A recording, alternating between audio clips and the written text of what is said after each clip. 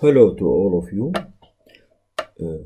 This is lecture 1, which is a series of lecture notes of computational fluid dynamics, which is dedicated to the postgraduate students in Al-Mustansiriya University, the College of Engineering, Mechanical Engineering Department, which they are studying thermal power in engineering field.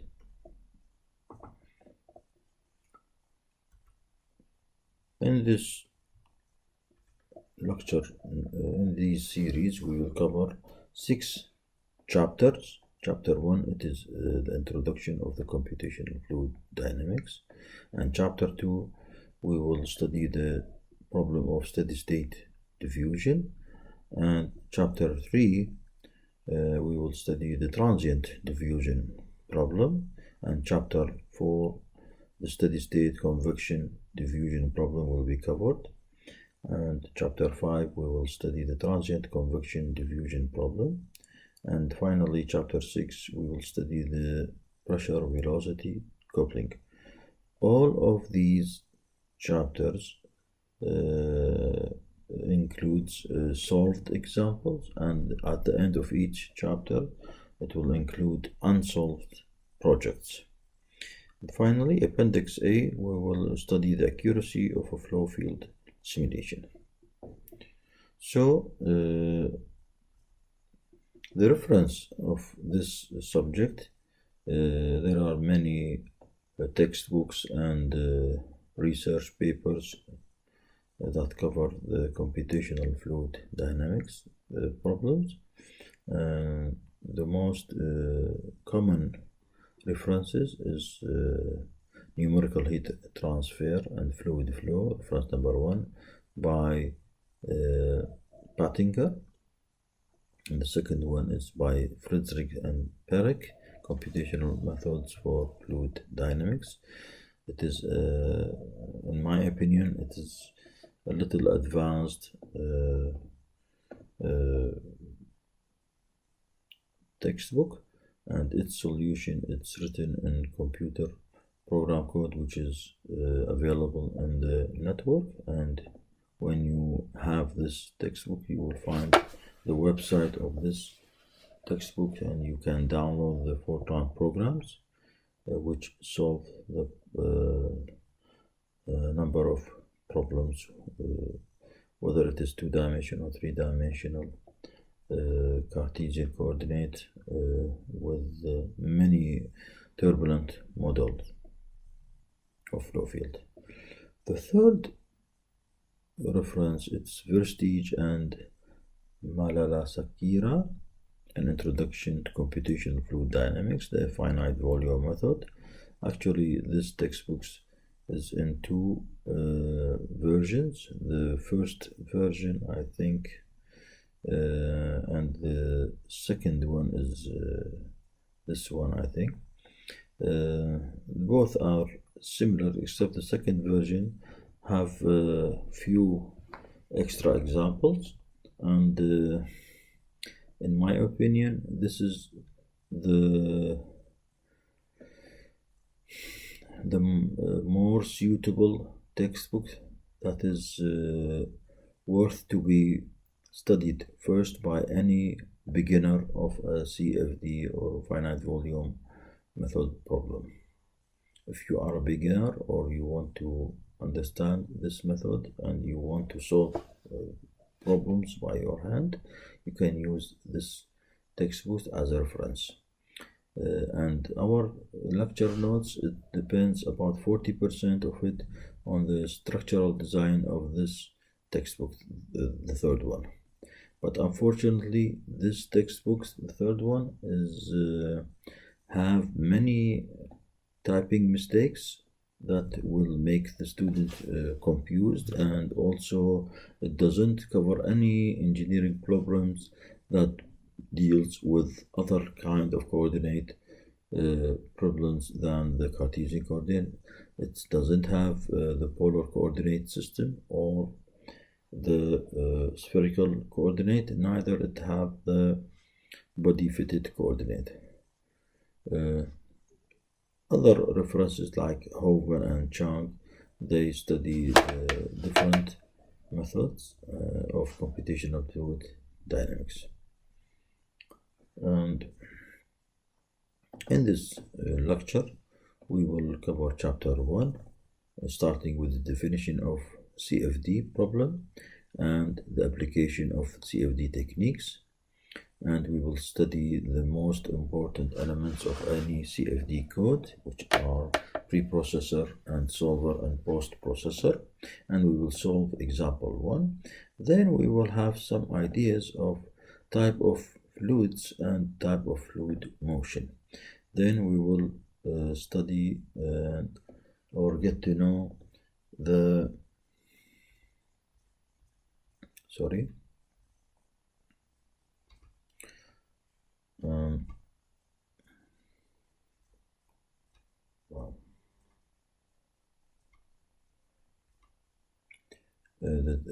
the general transport equation of fluid flow, and then finally we will solve 2 examples. So in the definition of CFD technique, it is a numerical technique that is used to solve any engineering system that involves the interaction between fluid flow and heat transfer that is associated with any phenomena such as chemical or thermal problem, which is based off using computer program simulation. We have listed a few applications of the CFD techniques, such as that covers the aerodynamic of aircraft and vehicles, like studying the magnitude of lift and drag coefficient that is subjected on any foil of an airplane. Or application 2, the same goes for hydrodynamics of ships and submerged objects inside the sea, and we study the lift and drag coefficients of the hydrofoil of these objects, and also we can study the cavitation problem that is associated with any flow inside water.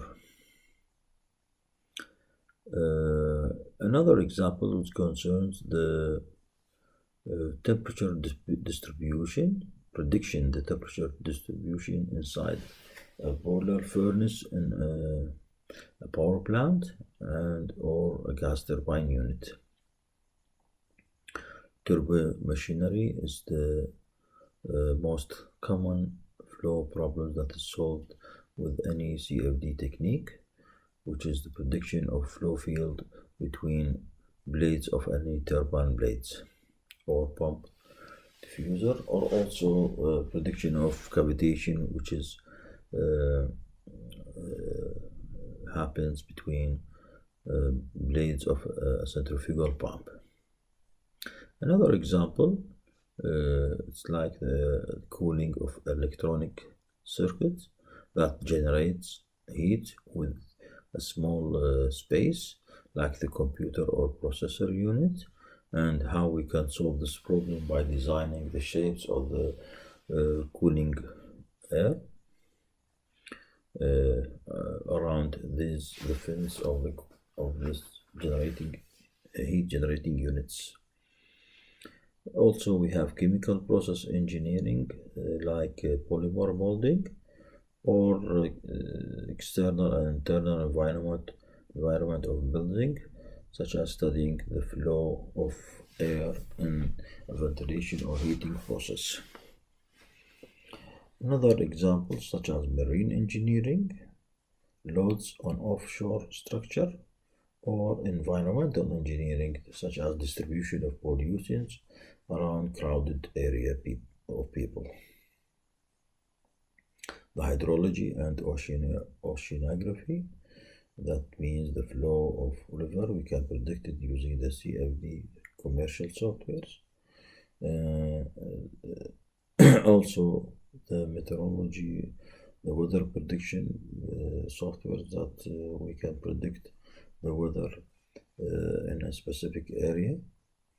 And finally, we give you an example of biomedical engineering, that is the prediction of blood through arteries and veins. These figures show you the contour lines. The left one, the contour lines of Mach number, of flow of air through around an aerofoil. The red contour lines which show you the high value of Mach number, and the blue color show you the low Mach number value. The figure on the right show you the contour line of pressure around of air pressure around aerofoil. Here, the opposite of the first figure, we find the blue color show you the value of the lowest pressure value, and the red color, which is at the stagnation point, we find the maximum value of pressure. The left figure here show you the combustion in a boiler, and which gives you a figure or an estimation of the contour lines or distribution of temperature inside a boiler furnace. We see here the temperature values, contour lines or legend in Fahrenheit. The red color, which is near the flame, the zone with the highest temperature, and the blue color with the lowest temperature and the farthest zone from the fire or the flame. Here a flow inside blades of a turbo machine, and how the pressure values are distribution between these blades. Another example on the left is the cooling of an electronic circuits.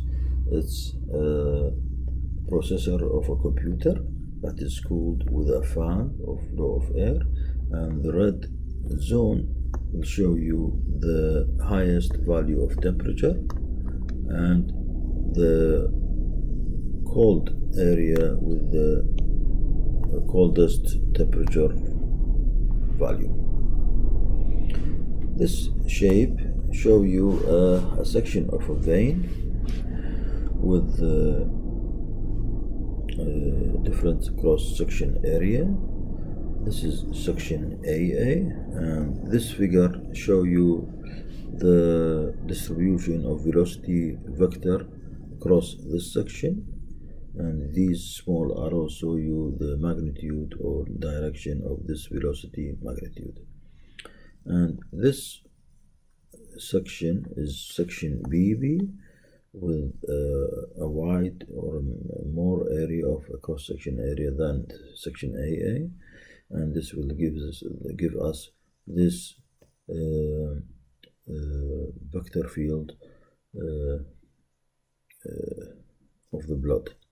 So if we make a comparison between these two figures, we will find that the length of these arrow is much longer than the length of these arrow, because this section have the magnitude of area bigger than this section, and we know when the area is bigger, the velocity will be smaller.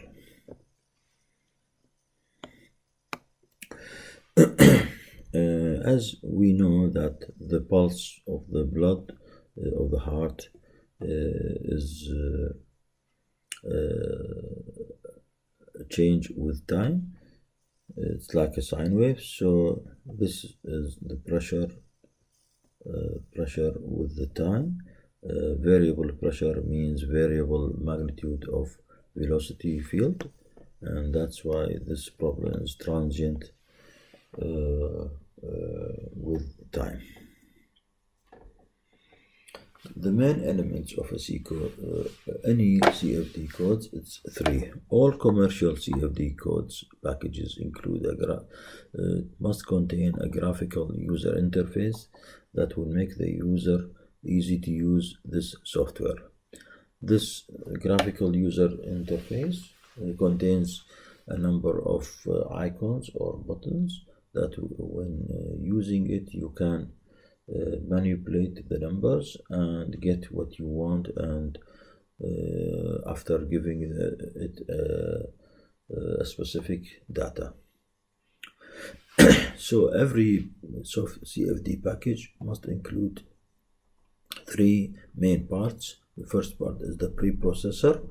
In this part we have to define the computational domain with a discrete number of division that is non-overlapping, and it must be small to be accurate results.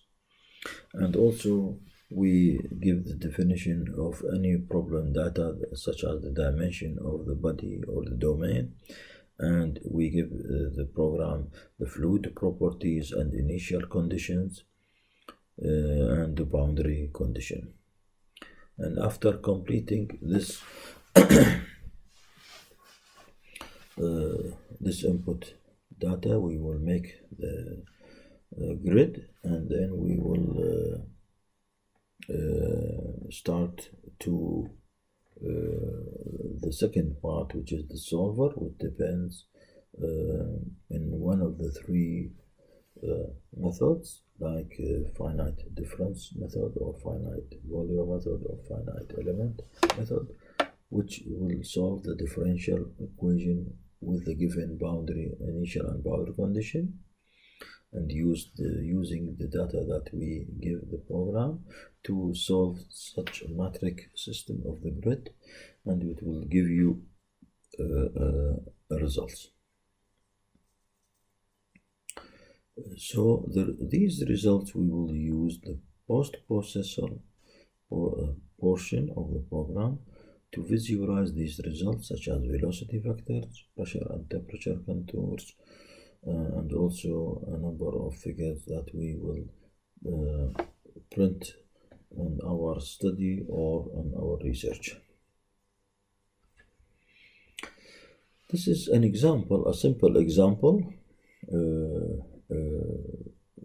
that we have to learn how to use our scientific calculator, because in our lecture notes we will use the scientific calculators to solve our problem, and you have to practice using these calculators, and by checking with the MATLAB software you will be sure that your answer is correct. So we have here 5 algebraic equations with 5 unknowns, and it is required to find the values of t1 and these variables by using both the MATLAB software and scientific calculators. Type of fluids, there are many assumptions that will help us to solve our engineering problem that with any type of flow. The first flow field is assumption of ideal flow. That means there is no viscosity in the problem, or it is an inviscid flow. The second problems which deals with real fluids that have a magnitude of viscosity, like oils and gases, and etc. Other kind of problems which has Newtonian fluids, which have a viscosity which is depend on temperature and pressure, and other kinds which is non-Newtonian fluids, such as blood or painting oils, that its viscosity is a function not only of pressure and temperature, but also with strain, which is du by dy. So also we have the perfect gas law. We need it sometimes to solve any problems. The perfect gas law is pressure equals rho RT, and for the real gas we will multiply this term rho RT by Z, which is a function of pressure and temperature. We see here two figures, which is the relation between the shear stress and the strains. The left figure goes for the Newtonian fluid, which shows the relation between, shows a linear relation between the shear stress tau and the strain du by dy. The slope of the linear slope of this relation is will give us the mu value, which is a function of pressure and temperature. The relation of non-Newtonian fluid is non-linear between the shear stress and the strain, and we see some curve between these two relations. And the slope at any point will give us the mu value, which is a function of pressure, temperature, and with the correct value, or with the value of du by dy. Okay. Type of fluid motion, we have inviscid flow, which is a flow with zero viscosity, and a viscous flow, which is a flow with a specific value of mu, or non-zero viscosity. There is also an incompressible or compressible flow. If the Mach number is less than 1, it is an incompressible flow field, and if it is more than 1, it is a compressible flow field. There is also a steady and unsteady flow, which is the magnitude of velocity of the flow field will change with time. That means it is unsteady flow, and if it is don't change with time, it is steady flow. There is also a laminar flow or turbulent flow, and also we have flow situations like external flow and internal flow. So we have Reynolds number. If it is less than 2300, this is a critical number for flow inside pipes. So if the Reynolds number greater than this number, the flow will be turbulent.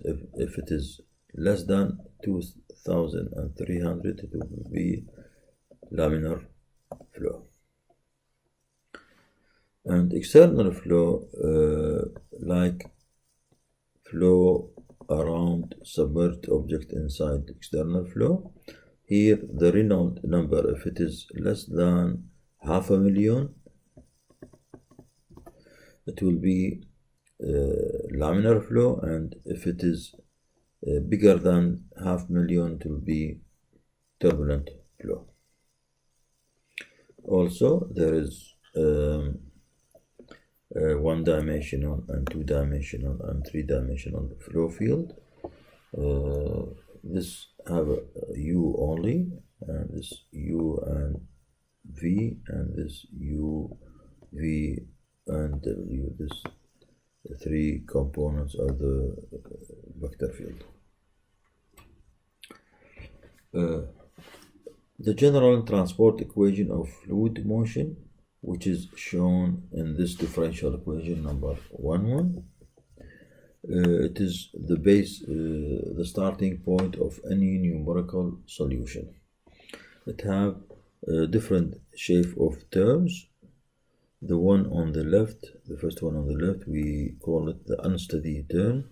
It have the partial derivative of the dependent variable phi with respect to time, and this dependent variable, it may take the shape of temperature if we are solving the energy equation, and it may take the shape of U or V or W if we are solving then a momentum equation in which is Navier-Stokes equation, in any direction we want.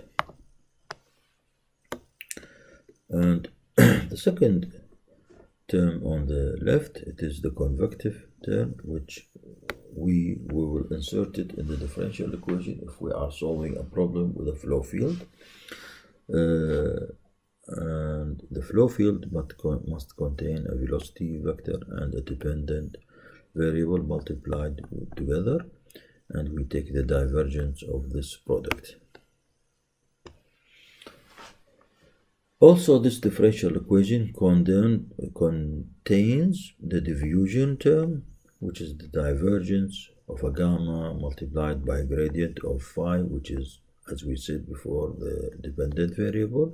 And the gamma, it may take two shapes. If we are solving the energy equation, gamma will be k, and if it is Navier-Stokes equation or momentum equation, the gamma will take mu value. Okay.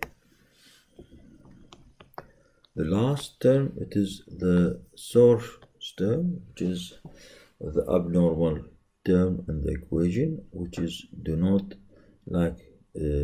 contain any divergence term or any gradient with time.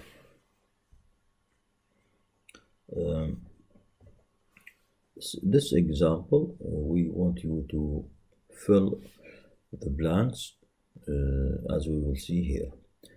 The first row, first case study is one-dimensional steady-state heat conduction equation. You are given the differential equation, and you requested to know which is phi and which is gamma, and what is the coordinate system, and which is a source term. So here the dependent variable is temperature, and the gamma is thermal conductivity, and there is no source term, 0, and the coordinate system is the Cartesian system. The second example is the same as the first one, but in two-dimensional coordinate system. It is the Cartesian coordinate, and the same goes T for phi and thermal conductivity K for gamma, and 0, there is no source term. And you can write the three-dimensional equation and you complete the missing terms.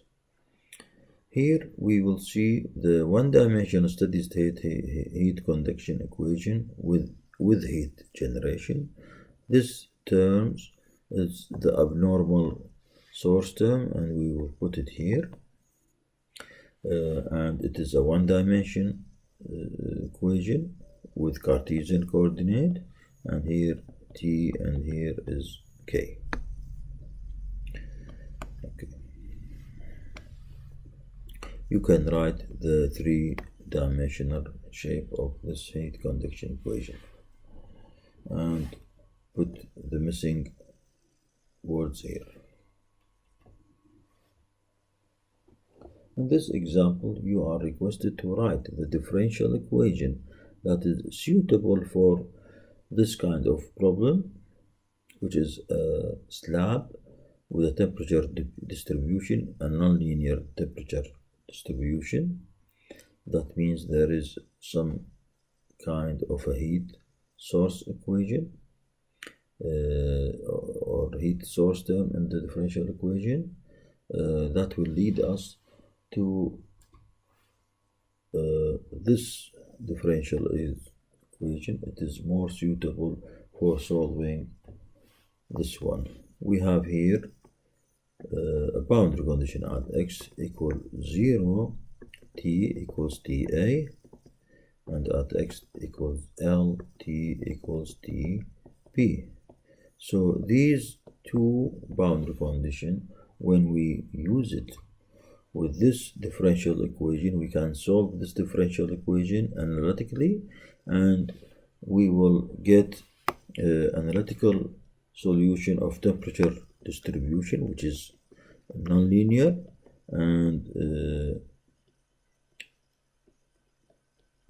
we can write it as shown here. The temperature will be a function of x, and when it is nonlinear, it will be C1 at a constant, multiplied by x squared, plus C2 multiplied by x plus C3. These values depend on the data and the boundary condition of our equation.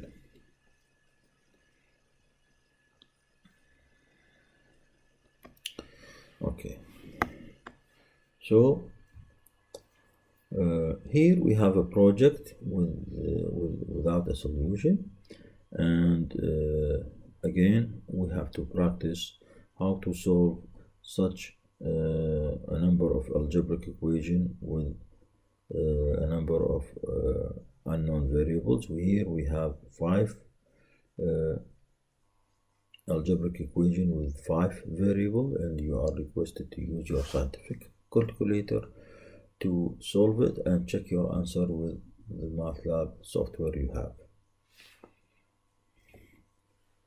Second project, you are giving a table, you have to fill it, and using this general transport equation.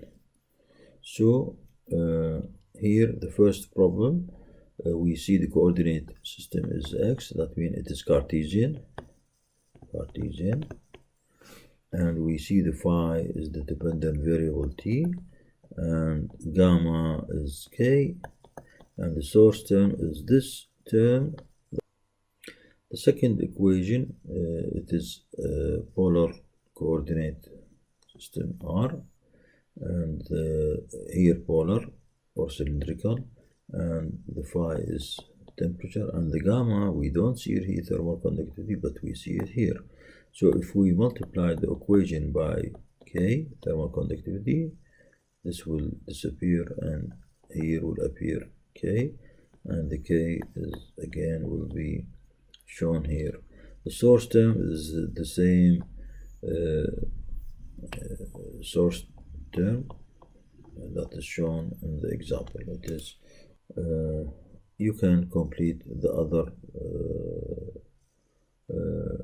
problems. The last problem, we see 3 figures. You are requested to write the suitable energy equation for each figure. The first one, we see the solution of the problem, which is a linear temperature distribution with boundary condition at x tau 0, temperature equals 100 centigrade, and at x tau equals 0.5 meter, the temperature is around 500 degrees centigrade. So because it is linear equation distribution, that means there is no source term in the differential equation. That will lead us to the q equal to 0, and it will remain only this diffusion term equal to 0, which is the solution of the first figure.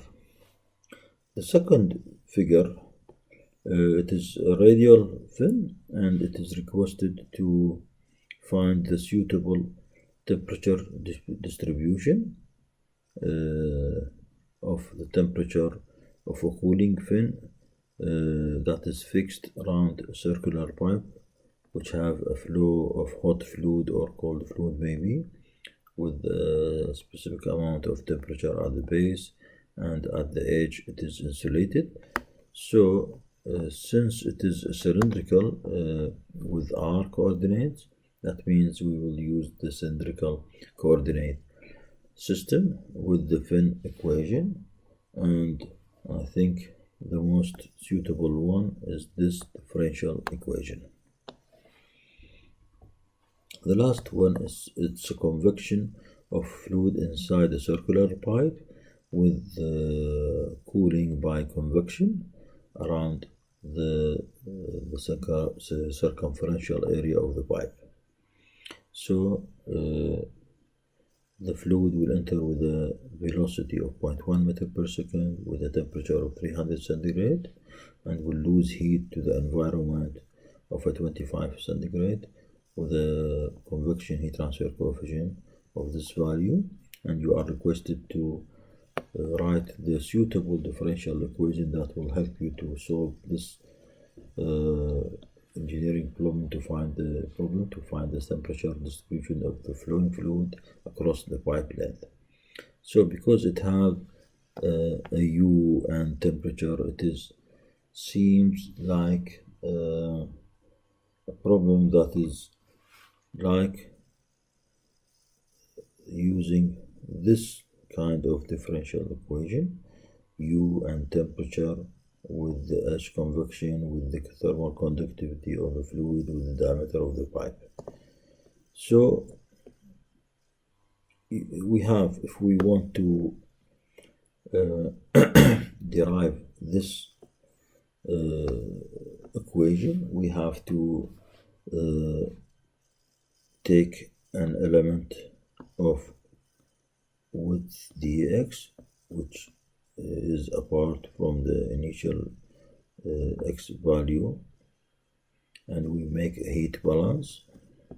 This is convection, this is conduction from the right side, this is from the left side conduction, this is conduction from the right, and we make a heat balance, and then we will end with the differential equation that is shown here.